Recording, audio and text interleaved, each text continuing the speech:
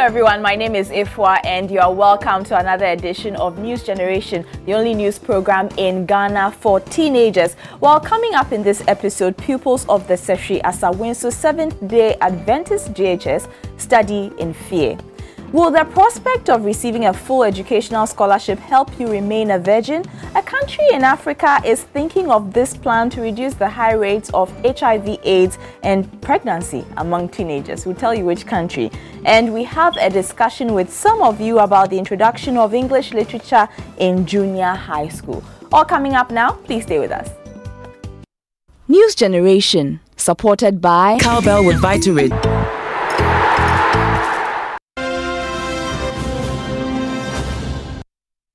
Thanks for staying. Now, remember, you can catch up with us on social media. We're on facebook.com/newsgenerationgh. You can also find us on Twitter @newsgengh. Send us your messages, and once in a while, I'll read them out once in a on the show.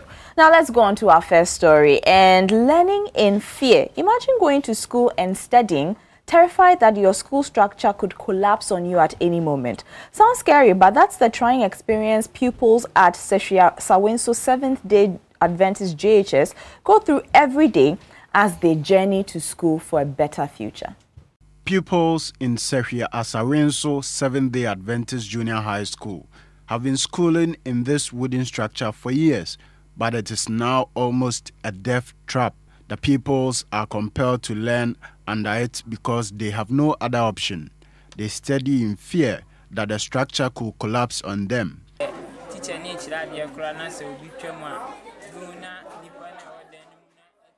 We get easily distracted when classes are ongoing because of the nature of this structure. And because our classes have no gates, we share it with animals.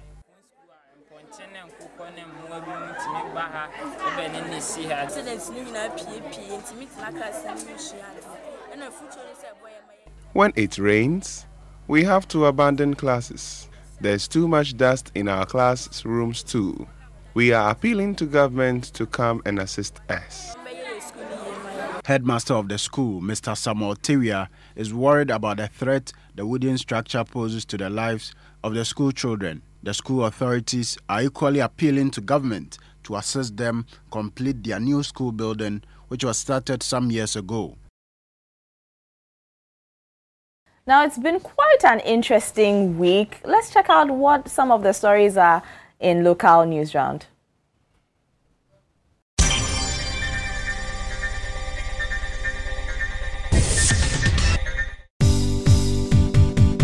The Ministry of Health has confirmed that at least 33 people have so far died from pneumococcal meningitis. At a news conference on Monday, the ministry said it is using antibiotics to fight the disease. The ministry is also working on getting the vaccines needed to deal with the outbreak. So far, 153 people have been infected in the Brong-Ahafo, Northern and Ashanti regions. 2 out of 3 factories of the cocoa processing company have been shut down indefinitely. This means management of the company have no idea when they will resume operations. The company put up a notice Tuesday morning asking workers to go home until further notice. Management says the shutdown is for routine maintenance of some machines. Sachet water producers are threatening to increase the prices of their products. This is because of recent increase in the price of electricity and water. The Association of Sachet and Packaged Water Producers has announced that the price of a sachet of water is going to go up from 20 to 30 pesos, whilst a bag of 30 sachets also moves from 3 to 5 cedis. The Energy Commission has been given 2 weeks to investigate recent power outages that left most of the country without electricity. Power distributors have cited a systems collapse, but Deputy Power Minister John Jinapor says investigations are underway to find out the exact cause of the outages. Veteran actor Solomon Sampa has died. The actor died Friday around 8 p.m. after he was rushed to the Kolebu Teaching Hospital. Emmanuel Sampa, brother of the late actor, told myjoyonline.com that Solomon complained his health had deteriorated Friday. He said the actor, who died at age 70, had not been well for the past 3 months. Solomon is well known for the popular Original Hacks commercial and has starred in several movies including Foul Play and Queen's Bride. He is survived by a wife and 8 children. The Nigerian team has been eliminated from the African Nations Championship in Rwanda after a 1-0 loss to Guinea. The Carthage Eagles of Tunisia also advanced to the last 8 as winners of Group C thanks to a 5-0 win over Niger.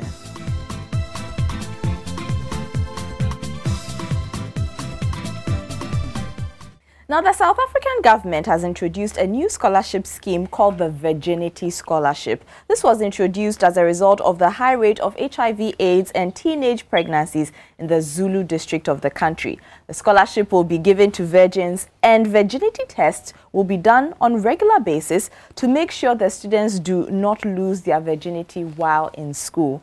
So, what do you make of it? Here are your views on WhatsApp.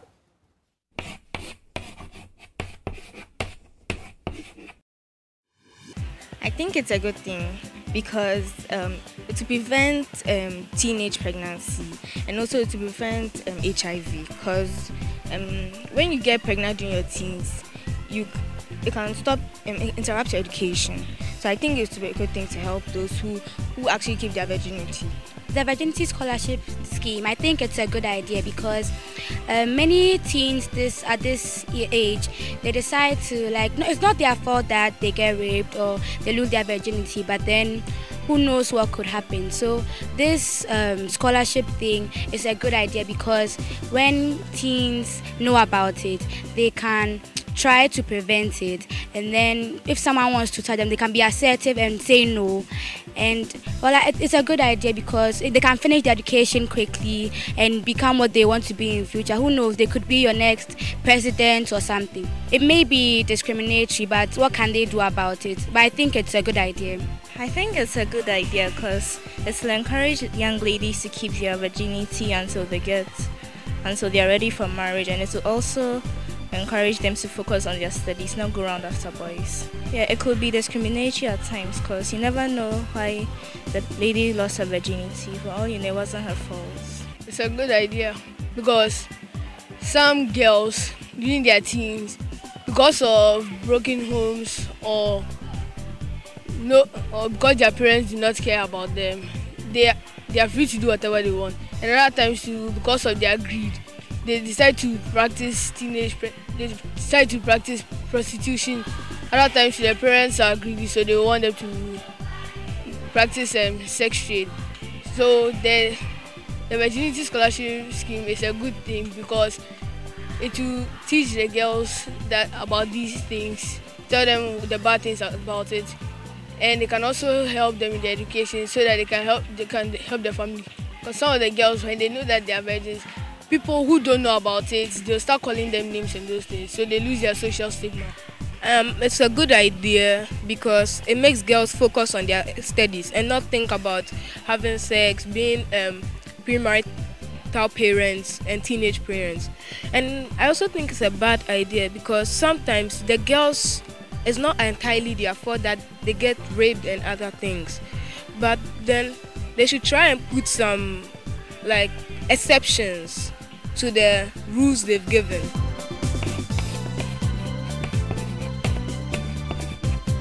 Quite some interesting views on WhatsApp. Remember, you can also go onto social media and tell us what you think. You can find us on facebook.com/newsgenerationgh.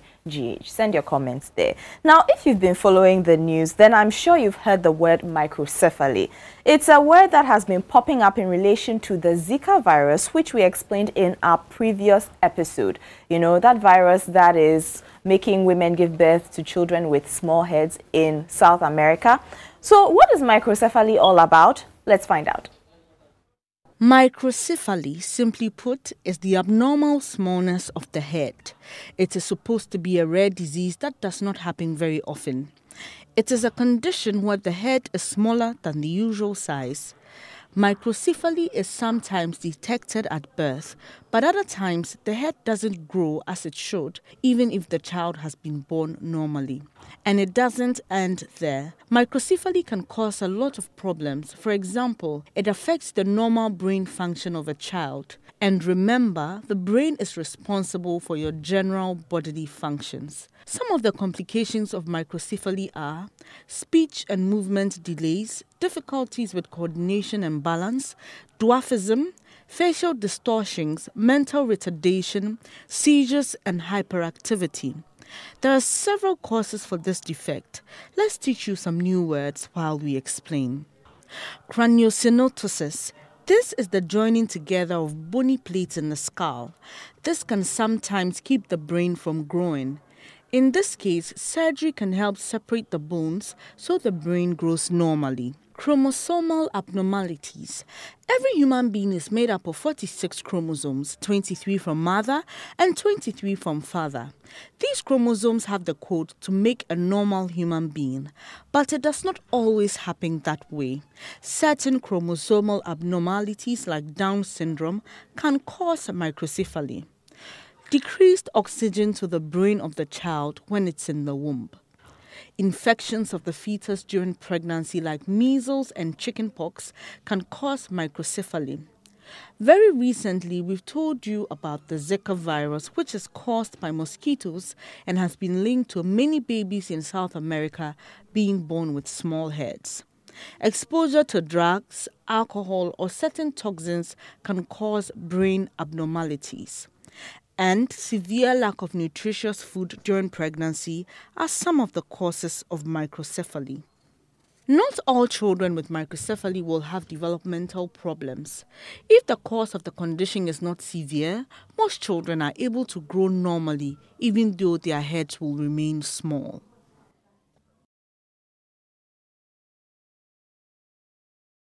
Well, I hope you've learned something new today. Still to come, students tell us how an additional paper in English literature will affect their BEC after the break.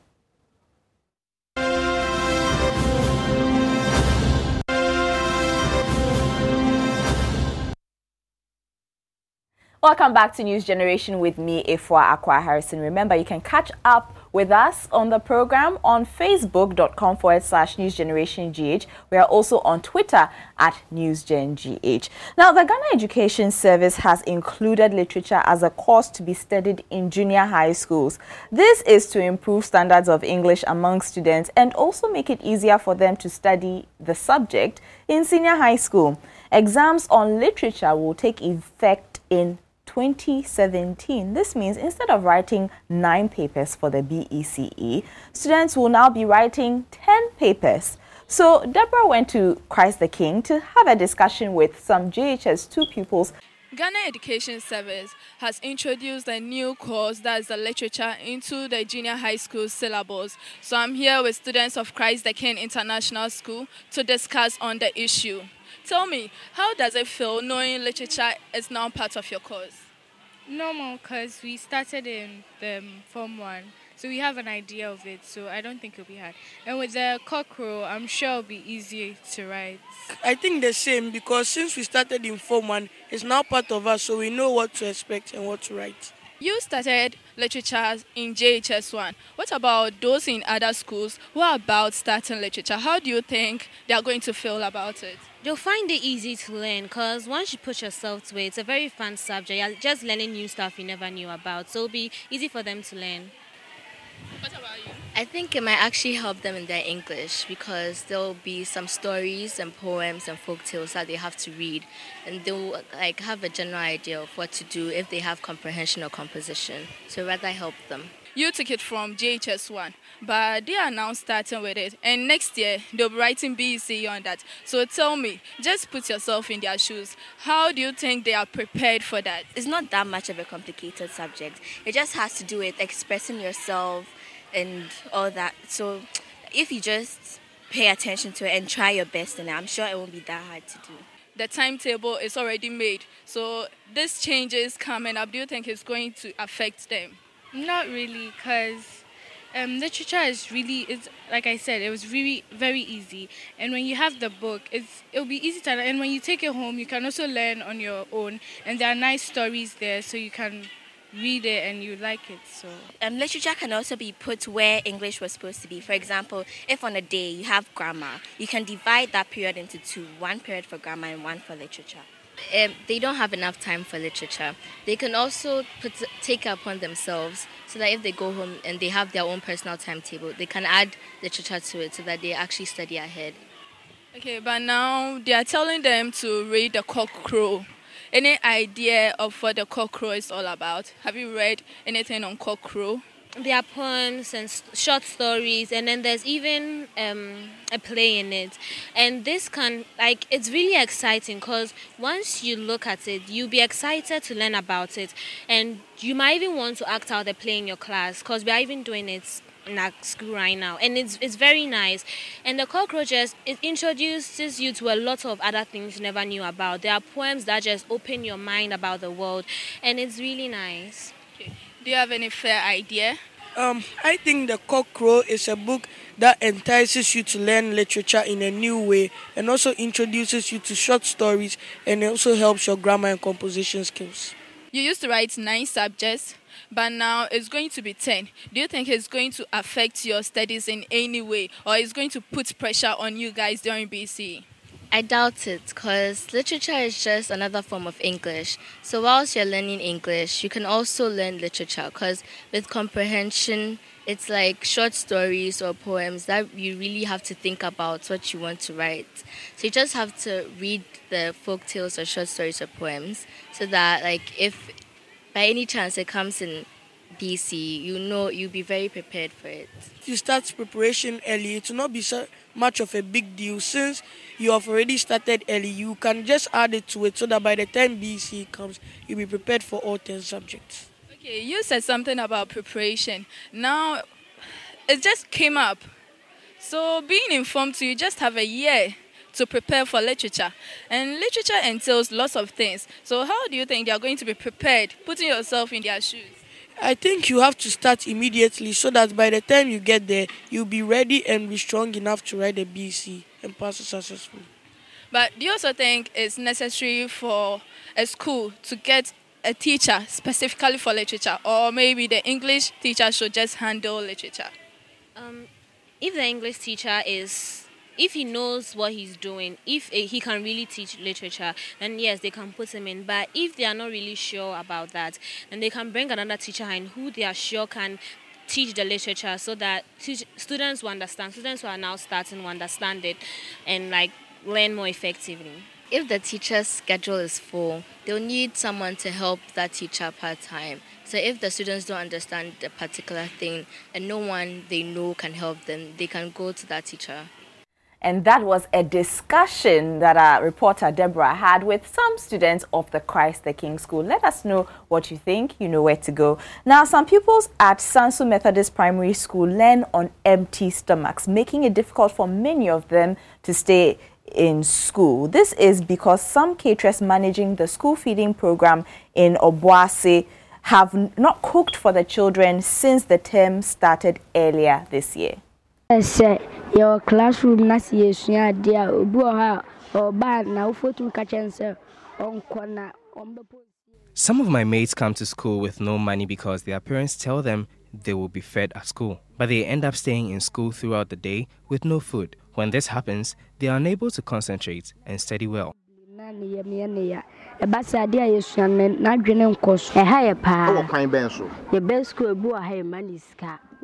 Many of my friends come to school on an empty stomach with the hope of being fed at school, but they end up disappointed. Since our school reopened this term, none of the caterers have cooked for us. This is really making learning tough for many of us. All right, now let's go into the world of international news and catch up with some more stories there. The second largest lake in the South American country of Bolivia has completely dried up. Lake Popo used to be 1,000 square kilometers big, but it's been shrinking for several years, and in December it completely evaporated. It's bad news for wildlife like fish and birds who live in the area and depend on the lake for food. More than 100 families have had to leave their homes in the last 3 years. The lake has dried up before and reappeared later on, but scientists have warned that recovery might not be possible this time. Crystal Palace have signed striker Emmanuel Adebayo on a free transfer until the end of the season. Adebayo, 31, was available after being released by Tottenham in September. He has scored 94 Premier League goals for Spurs, Arsenal and Manchester City. Adebayo's last appearance came on 3rd May 2015, playing 6 minutes in Spurs' 1-0 home defeat by Man City. Crystal Palace are the third joint lowest scorers in the league, with 24 goals in 23 games this season, and lie 11th in the table. Ghana and Chelsea winger Christian Atsu has joined Spanish side Malaga on loan until the end of the season. He spent the first half of the season on loan at Bournemouth but failed to make any Premier League appearances. Chelsea bought Atsu in September 2013 from Porto, but he's yet to make a competitive appearance for them. Serena Williams beat Maria Sharapova for the 18th time in a row to reach the Australian Open semi-finals. The defending champion, seeded number 1 and chasing a 22nd Grand Slam title, saw off 5th seed Sharapova 6-4, 6-1 at Melbourne Park. The world number 1, who has not lost to Sharapova in 12 years, now faces 4th seed Agnieszka Radwanska. In the men's draw, Roger Federer and Novak Djokovic will meet in the semi-finals after straight set victories. Apple has reported the slowest growth in iPhone sales since the product's 2007 launch and warned sales will fall for the first time later this year. The US tech giant sold 74.8 million iPhones in its financial first quarter, compared with 74.5 million a year ago. Apple said income for the next quarter will be between $50 billion and $53 billion, below the $58 billion it reported for the same period a year ago. This would mark Apple's first fall in profits since it launched the iPhone.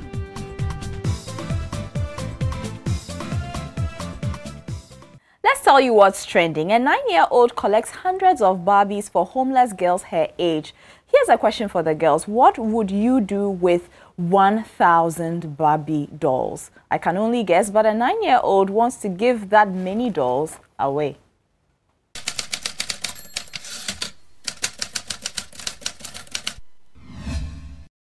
It says, what an amazing project you are undertaking. Good work. From Sherry Hoffman. 9-year-old Gianni Graham from Norfolk, Virginia, has collected hundreds of Barbie dolls to give to children in foster homes and homeless shelters in her area. Gianni came up with the idea a few days after Christmas while playing with her own Barbies. She decided to start the donation with 2 dolls of her own, which had been given to her for Christmas. Gianni's ultimate goal is to collect 1,000 Barbies for 1,000 little girls. According to her Instagram, she has collected almost 600 brand new dolls so far. She also plans to include a personalized letter to accompany each doll. I didn't know it was going to get that far.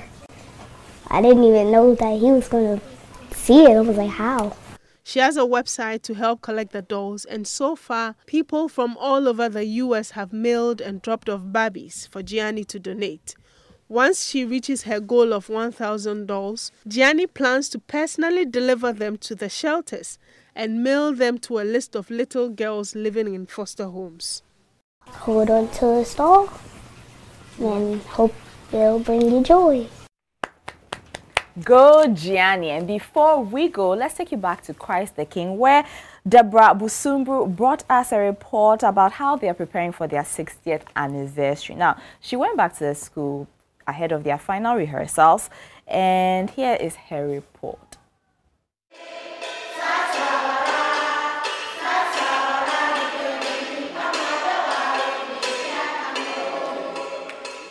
It's 9 a.m. and here in the mirror room of the National Theatre, students are putting finishing touches on their scripts and acts. The play, The Marriage of Anansua, together with poems, choral music and an all-student orchestra will thrill family and friends who will attend the event. The children feel they are better than ever. Don't run, my daughter.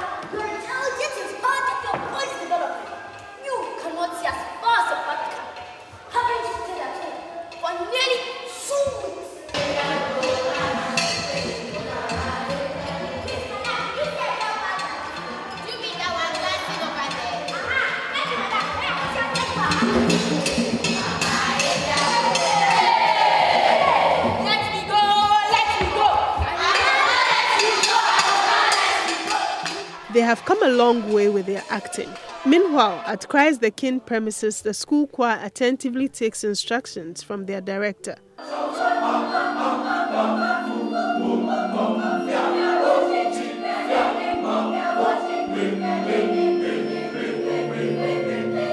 Join us next episode to hear more from the angelic voices.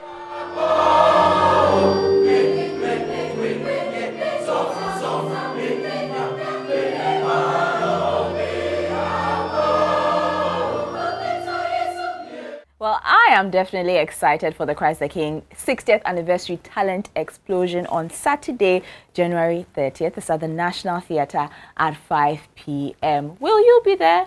I'm going to be there, so be there as well. Well, that's all we have time for this edition of News Generation. Remember, you can always catch up with us on social media. Find us on facebook.com. It's News Generation GH. We're also on Twitter at NewsGenGH. My name is Ifua Akwa Harrison. Until next time, enjoy the rest of our programs. Bye. News Generation, supported by Cowbell with Vitarid.